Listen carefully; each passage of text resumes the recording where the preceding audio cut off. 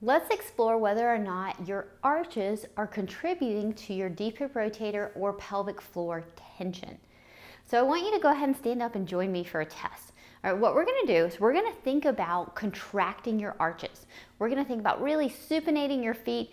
I want you to think about lifting and shifting the weight to the outside of the feet. So you should end up with a nice high arch, or at least feeling the weight on the outside of your feet. So you think about drawing back that big toe.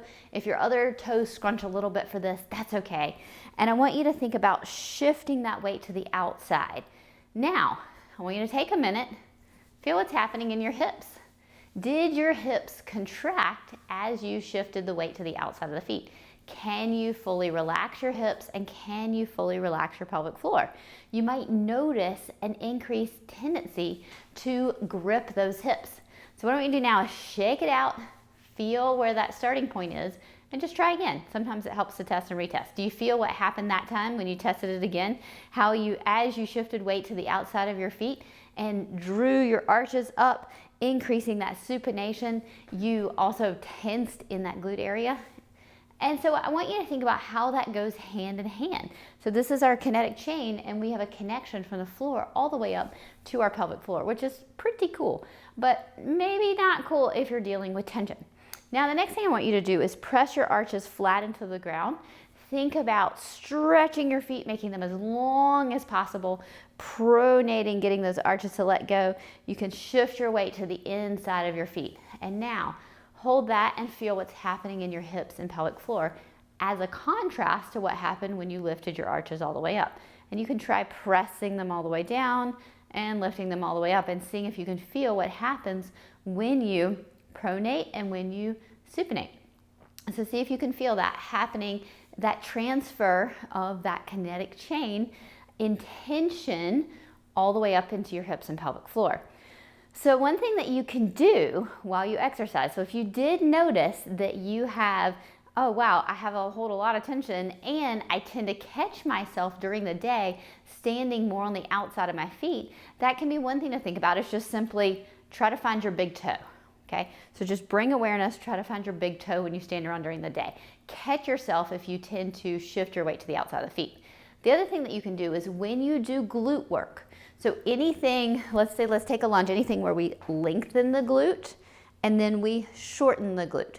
We're gonna be getting a nice subsequent pelvic floor contraction with this as well. Even if it's low level, usually the pelvic floor will help kick in, or we can kick it in with it. But what I want you to think about is as you go down, pelvic floor relaxes, glutes relax, things lengthen. Now we can put this in with our foot and arch by grabbing, you can use a wedge, you can use a towel roll. I'm gonna grab a towel roll, and we're gonna use this because everybody has one of these, either in your studio, your gym, or at your house. So I want you to think about taking that towel roll. You're gonna make a nice little arch here, and then you're gonna put it right behind that big toe. So it kind of gives you something to press into. So I'm gonna find my big toe on the ground.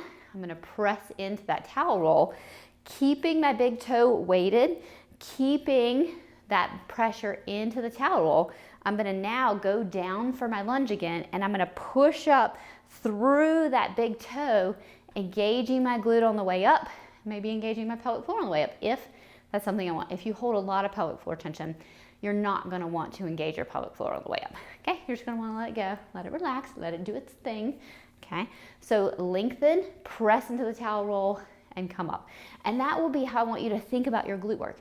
You can even use this for things like hip thrust, bridges, squats, okay? So any glute work you're doing, if you have deep hip rotator tension, finding that pronation will help decrease the compensation from your feet into your hips. So give that a try, test it out on the people you work with, and see if it works.